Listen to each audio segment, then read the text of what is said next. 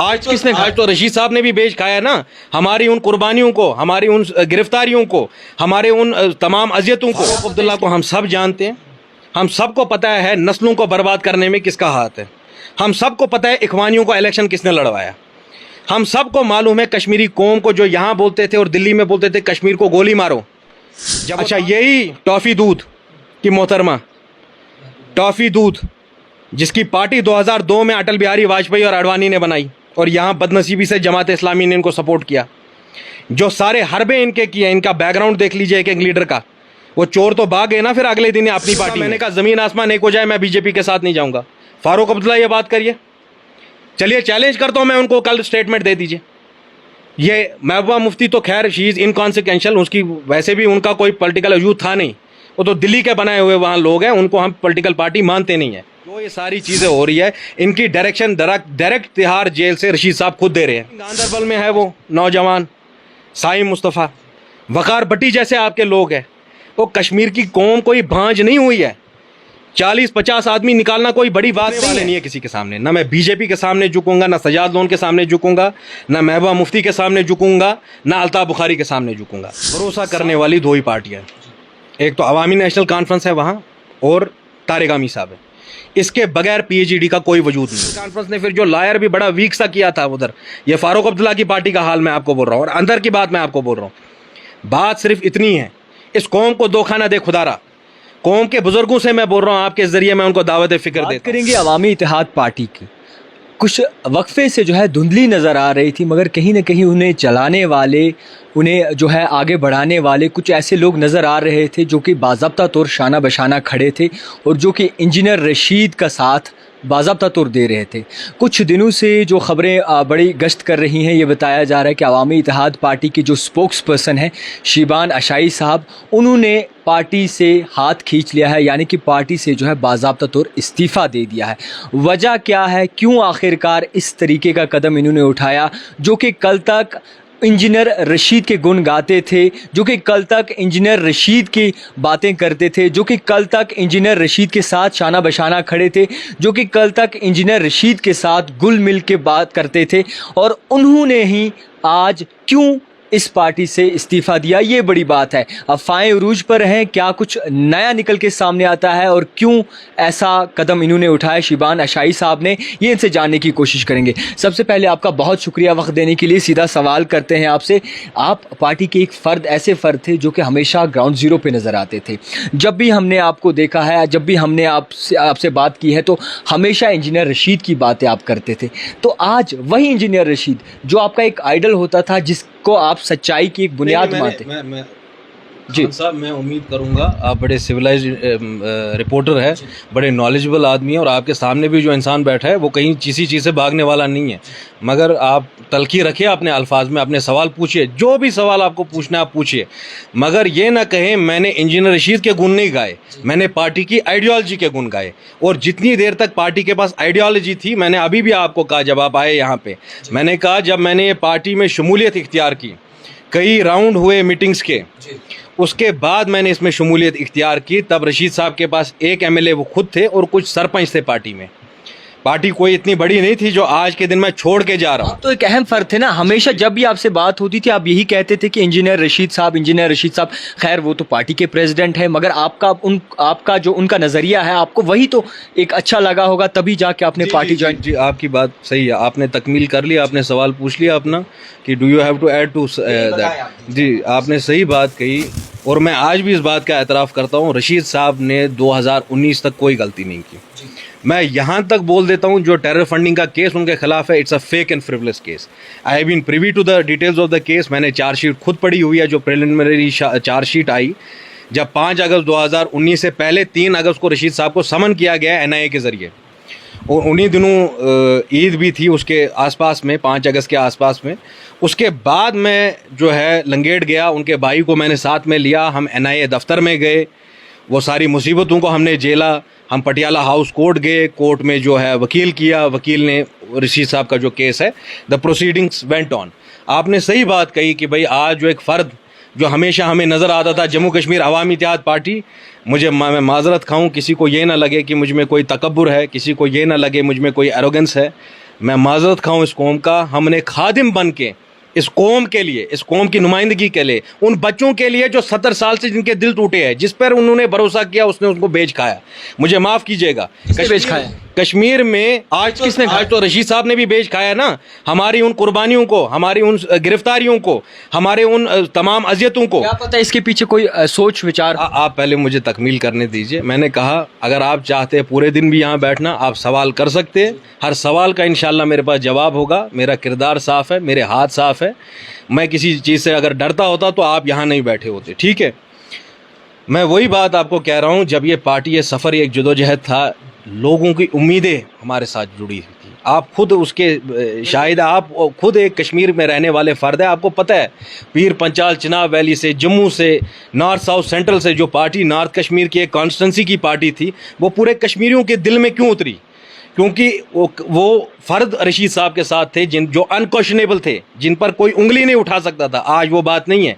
मैंने तभी ये मुनासिब जाना। मैंने आपको कहा, कुछ लोग आके मुझसे कह रहे थे, आशाई साहब कल की जो सियासत है, कल के जो सियासी गलियारे हैं, कल की जो कुर्सियां हैं, वो आपकी हैं, आप मत छोड़ के जाइए इस घर को। मगर मैं अपने ईमान का सौदा नहीं कर सकता हूँ। ये वादा मैंने कश्मीरी आवाम से कहा कि भाई हम रात के अंधेरे में आपको बेचेंगे नहीं। जो चीज़ मैं दिन दहाड़े बोलता हूँ उसी मौक़िफ़ में मैं साबित कदम रहूँगा। मैंने अभी भी आपसे कहा, मैंने जब से पार्टी छोड़ी है किसी भी पर्सनल आइडियोलॉजी पे या मेरी पॉलिटिकल आइडियोलॉजी जो है उस पर कॉम्प्रोमाइज़ नहीं किया, ना करूँगा इंशाल्लाह कभी। ये वादा हमने कश्मीरी कौम के उन लोगों को बोला था। अच्छा, जो मैंने आपसे कहा, 2-3 बड़े नुक्ते हैं जिसकी वजह से मैंने अलहदगी इख्तियार की, और ये बात हमारे पास आई, और कोई भी शक व शुबा इसमें बाकी नहीं रहा कि जो ये सारी चीज़ें हो रही है, इनकी डायरेक्शन डायरेक्ट तिहाड़ जेल से रशीद साहब खुद दे रहे हैं। अच्छा, मैंने आपको बोला 2020 में पार्टी ने इलेक्शन लड़ा डीडीसी का, वो मेरी क़यादत में उन्हें डीडीसी इलेक्शन लड़ा। फिर जब काउंसिल के वोट डालने का वक्त आया तो शेख खुर्शीद जो रशीद साहब का भाई है, वो मुझे फ़ोन पे कहता है कि ये सारा प्रोपेगेंडा है, हमने किसी को वोट नहीं डाला है। हमारा जो नुमाइंदा है वहाँ डीडीसी मेंबर है, उसने कुपवारा का जो काउंसिल है उसमें एब्सटेन किया है, मतलब he has not voted for anyone. कुछ अरसे बाद हमें पता चलता है वो सब झूठ और फरेब था कि वो जो है उन्होंने वोट इरफान पंडित पुरी को डाला है, पीसी को डाला है। भाई अगर आप उन लोगों को वोट डालते जो नरेंद्र मोदी के छोटे भाई हैं, तो आपकी आइडियोलॉजी कहाँ रहती है? मतलब आप इंजीनियर रशीद साहब को नरेंद्र मोदी के छोटे भाई से? नहीं, आप जब आप उन लोगों को पर्दे के पीछे सपोर्ट कर रहे हैं, जो जिनका लीडर बोलता है, सजाद लोन ये कहता है कि नरेंद्र मोदी मेरा बड़ा भाई है, तो इरफान पंडित पुरी तो उसी की पार्टी में है। अगर सजाद लोन बी टीम है तो ये तो सी टीम बनने की कोशिश कर रहे थे। तो मैं सी टीम बनने के लिए तैयार नहीं हूँ, आप मुझे तकमील करने दीजिए, ठीक है। ये पहला नुकता था, इसके बारे में मुझे मालूमात हुई। अब up till then we were not clear कि भाई ये इसके भाई ने खुद कराया है कि इसकी जो डायरेक्शंस है वो रशीद साहब से दी जा रही है। तो पार्टी के जो तमाम बुजुर्ग थे उन्होंने कहा कि आशाई साहब अगर आप इसी नुक्ते पे पार्टी छोड़ देंगे तो पार्टी की इतने सालों की मेहनत, और ये आदमी जो है इसके पास कोई पार्टी में ओहदा नहीं है, just because by virtue of the fact he is engineer Rashid brother, कोई पार्टी में उसकी इज्जत करता है, एहतराम करता है, वो बात सही है, मगर उसके पास ऑफिशियली पार्टी में कोई ओहदा नहीं है। तो यही वजूहात, यही दलीलें मुझे दी गई कि भाई आप नाराज़ ना हो, रशीद साहब कल को निकलेंगे, इन सब चीज़ों पर बात की जाएगी। इंजीनियर रशीद का मौक़िफ़ बदल गया? बेशक बदल गया। मैं क्या बोल रहा हूँ तब से आपको, जब देखे लोग तो कहने के लिए कुछ भी कह देंगे ना, लोगों में अंदर खाने तो हमें भी असलियत मालूम है ना। ये मुझे भी कह रहे थे शाही साहब आप खामोशी इख्तियार करिए, कल के जो बड़े बड़े कुर्सियाँ हैं वो आपके लिए वेट कर रही है, वज़ीरों की जो कुर्सियां हैं, मिनिस्टरों की जो कुर्सियां, लाल बत्तियां आपके लिए वेट कर रही है। मगर मेरे भाई, आप यहाँ आए, आपको किसी चीज़ की कमी महसूस नहीं हुई होगी। आप मेरा बैकग्राउंड निकाल के देख लीजिए। मैं, अल्लाह बड़ी बात से तौबा करवाए, मैं काफ़ी यंग भी हूँ एज में, लोगों को ये ना महसूस हो ये बड़ा एरोगेंट है, लोगों को ये ना जो गलत तासुर मिले उनको। मगर हकीकत तो हकीकत है ना, किसी वक्त आपको सच भी बोलना पड़ता है लोगों को उनकी औकात बताने के लिए। हमारा बैकग्राउंड कोई अल्ताफ़ बुखारी जैसा नहीं है जो डबल एजेंट थे, जो पाकिस्तान से भी पैसे ले रहे थे, हिंदुस्तान से भी पैसे ले रहे थे, और कश्मीरियों के खून से उनके हाथ रंगे हुए हैं। ये घराना, ये सियासी घर मुल्ला मोहम्मद ताहिर अशाई गनी कश्मीरी का है, जिसने औरंगजेब आलमगीर के दरबार में जाने से इसलिए इनकार किया क्योंकि वो समझते थे मुगलिया सल्तनत यहाँ पे जबरी कब्जा करके बैठी है।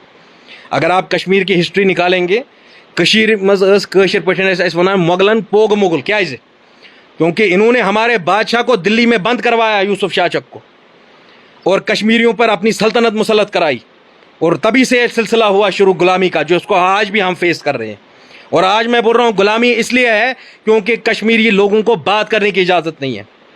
कल की एक तकरीर में देख रहा था MDM के चीफ वाइको की, जब 370 की मनसूखी हुई, उन्होंने कहा उन कश्मीरी बच्चों से जिनके बुजुर्गों से तुमने नाइंसाफ़ी की, जब शेख मोहम्मद अब्दुल्ला को 53 में अरेस्ट करवाया, कश्मीर के सबसे बड़े लीडर को, उन कश्मीरी बच्चों से जिनसे तुमने 87 में नाइंसाफ़ी की जब रिक कराया इलेक्शन, आज इन नई नस्लों से भी तुम इनके जो पीठ है उसमें छुरा गोप रहे हो तुम हिंदुस्तान की पार्लियामेंट से। ब्रूट मेजॉरिटी की वजह से तुम मनसूखी कर रहे हो 370-35 को। ये वादे तो हिंदुस्तान के फाउंडिंग फादर्स ने कश्मीर के जो बुजुर्ग हैं उनसे किए थे कि जो आपका डोमेन होगा वो सिर्फ डिफेंस, फॉरेन अफेयर्स और कम्युनिकेशन पे होगा। कश्मीर का अपना एजेंडा था, अपना प्राइम मिनिस्टर था, अपना सदर रियासत था, और तुम लोगों ने चोरी करते करते कश्मीरियों को आज इस मुकाम पे लाया कि एक यूनियन टेरिटरी बनी हुई है। ये कोई हमारी बात करने वाला नहीं है। तो आप क्या समझते हैं सब खामोश रहेंगे इस दौर में?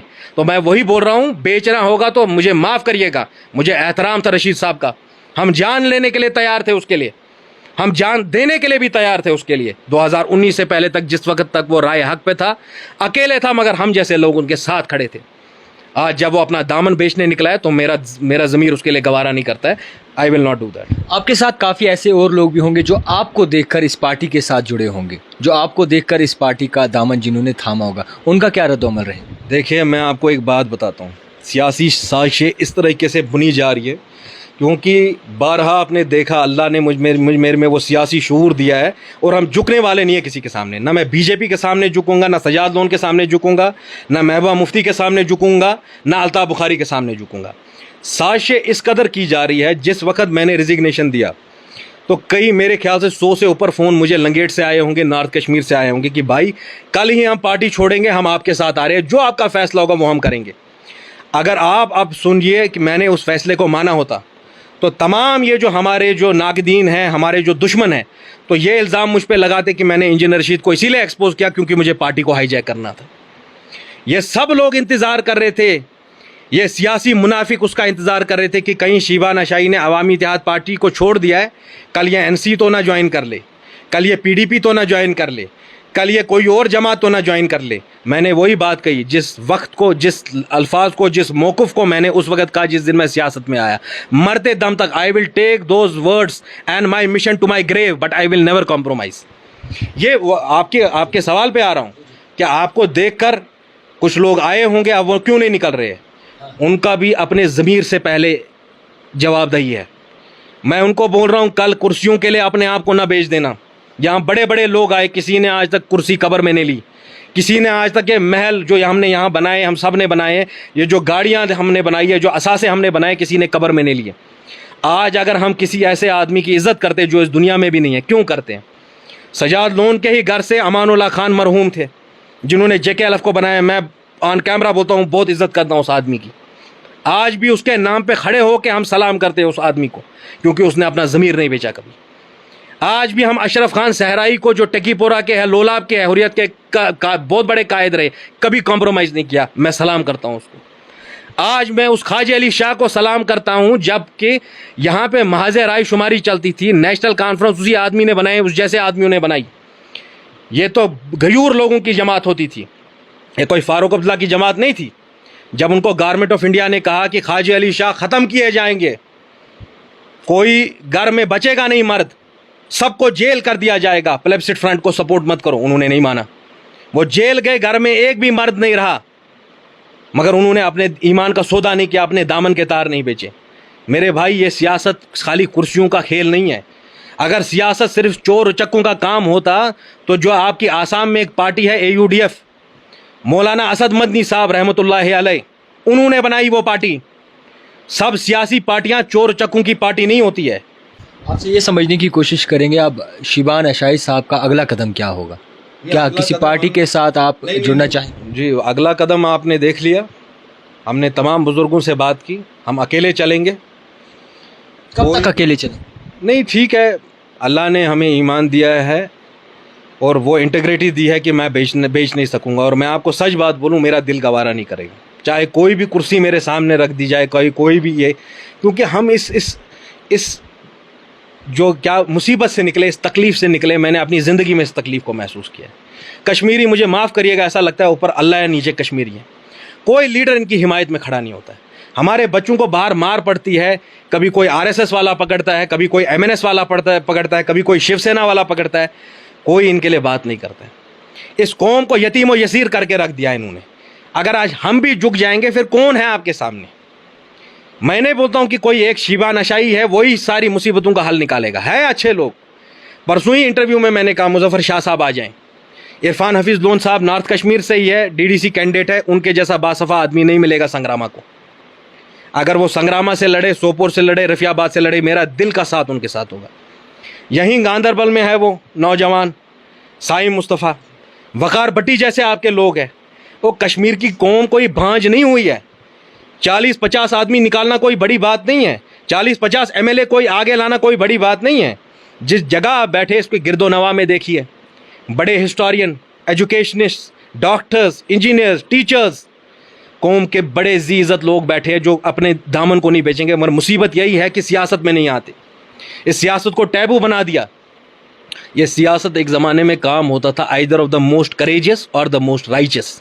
मैंने वही कहा, अगर हर सियासी पार्टी चोर किसी दिन तवील बात करेंगे, डिटेल बात करेंगे, तो कोई वक्त का सलाहुद्दीन ओवैसी नहीं होता जो एमआईएम की बुनियाद डालता, संगे बुनियाद डालता हैदराबाद में।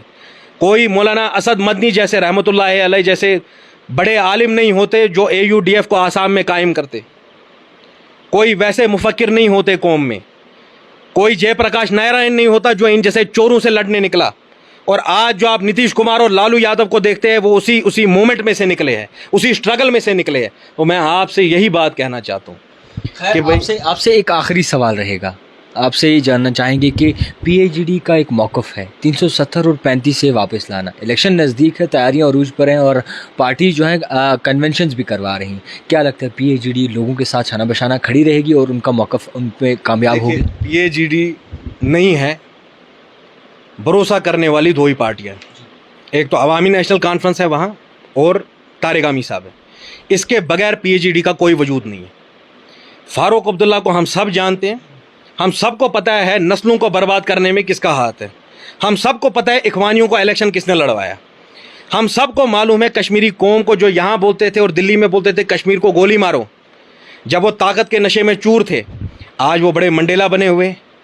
अच्छा, यही टॉफ़ी दूध की मोहतरमा, टॉफ़ी दूध जिसकी पार्टी 2002 में अटल बिहारी वाजपेयी और आडवाणी ने बनाई और यहाँ बदनसीबी से जमात इस्लामी ने इनको सपोर्ट किया, जो सारे हरबे इनके किए, इनका बैकग्राउंड देख लीजिए एक एक लीडर का। वो चोर तो भाग गए ना फिर अगले दिन अपनी पार्टी में, क्योंकि गवर्नमेंट ऑफ इंडिया ने बोला कल तक वहाँ चाकरी कर रहे थे, अब हमारे पास चाकरी करो अपनी पार्टी में। इतने MLA आपने देखे कहीं से भागते हुए? तो क्या क्रेडिबिलिटी है इन दो जमातों की? मैं 2019 में जब दिल्ली गया, रशीद साहब के केस के साथ साथ मैं तमाम अपोजिशन पार्टी से मिला और मैं ऑन रिकॉर्ड ये बात कहता हूँ, मेरे उतने दोस्त कश्मीर में नहीं है जितने हिंदुस्तान में। मगर किसी एजेंसी का एजेंट नहीं हूँ मैं अपने ज़मीर, अपने कॉन्शियंस के लिए लड़ता हूँ, अपनी कौम के लिए लड़ता हूँ। जब मैंने लेफ़्ट वालों से बात की, DMK वालों से बात की, केरला की लीडरशिप से बात की, बेंगलोर में ये जो कर्नाटका में JDS वाले हैं उनसे बात की, उत्तर प्रदेश की लीडरशिप से बात की, बिहार वालों से बात की, पंजाबियों से बात की, बंगालियों से बात की, चाहे वो लेफ़्ट हो या ममता बनर्जी की पार्टी हो, हर एक ने यह एतराफ़ किया कश्मीरियों के साथ गलत हुआ। और उन्होंने कहा एक ऐसा प्लेटफॉर्म बनाइए जो सच में पीपल्स अलायंस हो। ये दो पार्टियां तो मुजरिम है कश्मीरियों की। मैंने इसीलिए तारिगामी साहब से भी कहा, मुजफ्फर शाह साहब से भी कहा, नौजवान मरने मिटने तैयार है आपके पीछे, आप आइए तो कोई रियल पीपल्स अलायंस तो बनाइए। कौन सी सीरियसनेस है इनकी 370-35 के लिए? कहते हैं हम लड़ते हैं, हर जगह लड़ते। मुझे तकमील करने दीजिए प्लीज़। मुझे एहतराम है, तारिगामी साहब का भी पिटिशन है, मुजफ्फर शाह साहब का भी पिटिशन है। जब मैं अवामी इत्तेहाद पार्टी में था, मैंने दिल्ली पटियाला हाउस कोर्ट में रशीद साहब से कहा कि मैं खुद पिटिशन डालूंगा 370-35 के लिए। उन्होंने कहा नहीं, शाह फैसल के साथ उस वक्त हमारा अलायंस था, उनका केस लड़ रहे थे राजू रामचंद्रन, उन्होंने पिटिशन ऑलरेडी डाली हुई है। मुझे एहतराम है इस बात का कि उन्होंने पिटिशन डाली है, and one of the truest petitions. ऐसा नहीं कि नेशनल कॉन्फ्रेंस ने फिर जो लॉयर भी बड़ा वीक सा किया था उधर, ये फारूक अब्दुल्ला की पार्टी का हाल मैं आपको बोल रहा हूँ और अंदर की बात मैं आपको बोल रहा हूँ। बात सिर्फ इतनी है, इस कौम को दो खाना दे खुदारा। कौम के बुजुर्गों से मैं बोल रहा हूँ, आपके ज़रिए मैं उनको दावत फ़िक्र देता हूँ। 31 साल की उम्र में इस आग के कुएं में हमें कूदना पड़ा, क्योंकि कोई तैयार नहीं है इनमें से आके, nobody is ready to come and bell the cat. और कौन सी कोशिश की इन्होंने, 3 पार्लियामेंट मेंबर हैं इनके वहाँ, उनको दिल्ली में छुट्टी बनाने के लिए भेजा है हमने। अभी इस वाले सेशन में क्यों नहीं उन्होंने बात की? अगर अपोजिशन यूनिटी की बात हो रही है, जो बात मैंने कही, खुद उमर अब्दुल्ला ने टीएमसी के मेंबर, जो शरद पवार ने मीटिंग कॉल की अपोजिशन मेंबर्स की, वो गए उसमें। क्या उन्होंने अपोजिशन से बात की कि हम आपको सपोर्ट करेंगे बीजेपी के खिलाफ, मगर आप 370 को वापस उसी तरीके से बहाल करें? क्यों नहीं वो बात कर रहे हैं? मैंने तो कल बता दिया है, इन्हीं दिनों में एक इंटरव्यू था, मैंने कहा ज़मीन आसमान एक हो जाए, मैं बीजेपी के साथ नहीं जाऊंगा। फारूक अब्दुल्ला ये बात करिए, चलिए चैलेंज करता हूं मैं उनको, कल स्टेटमेंट दे दीजिए। ये महबूबा मुफ्ती तो खैर शी इज़ इनकॉन्सिक्वेंशियल, उसकी वैसे भी उनका कोई पॉलिटिकल वजूद था नहीं, वो तो दिल्ली के बनाए हुए वहाँ लोग हैं, उनको हम पॉलिटिकल पार्टी मानते नहीं हैं। मैं यही एनसी के लोगों से भी बोल रहा हूँ, अपने वजूद को याद करो, वो याद करो जो तुम्हारे बुजुर्गों ने लड़ा प्लेब्ससिट फ्रंट में। तुम ये नहीं कहने चाहिए कि शीबा नशाई ये क्यों कह रहा है, बल्कि तुम सबको आज ये बात कहनी चाहिए। ये पार्टी तो शेख नज़ीर की थी, ये पार्टी तो तारिक अब्दुल्ला की थी, ये पार्टी तो ख्वाजा अली शाह मरहूम जन्नतगार की थी, ये पार्टी तो गुलाम अहमद शाह की थी। इस पार्टी में आज ये लोग आए हैं, इनकी इतनी भी हैसियत नहीं है कि बीजेपी के खिलाफ एक स्टेटमेंट इशू कर सके। मैं तमाम कौम को ये कह रहा हूँ, बेशक कोई भी किसी भी नुक्ते पे कोई कॉम्प्रोमाइज़ नहीं होगा, ना मसले कश्मीर पे होगा, ना 35 से 370 पे होगा, और जो भी हो जाए, चाहे खुद क़यामत भी आ जाए, हर मुमकिन कोशिश मैं करूँगा कि बीजेपी गवर्नमेंट ना बना सके आने वाले इलेक्शन में। आपको बता दूं कि हमारे साथ जुड़े थे शीबा नशाई साहब। मज़ीद हमने इनसे बात की और जिस तरीके से इनका रद्द-ओ-अमल है इन चीज़ों पे, वो आप तक पहुंचाने की पुरज़ोर कोशिश की, और किस तरीके से ये PAGD को देखते हैं, यानी कि People's Alliance for Gupkar Declaration, जो दावा तो यही करती है 370 और 35 की वापसी का, मगर वो इन्हें किस नज़रिए से देखते हैं। आप देखते रहिए द टाइपराइटर जावेद खान के साथ।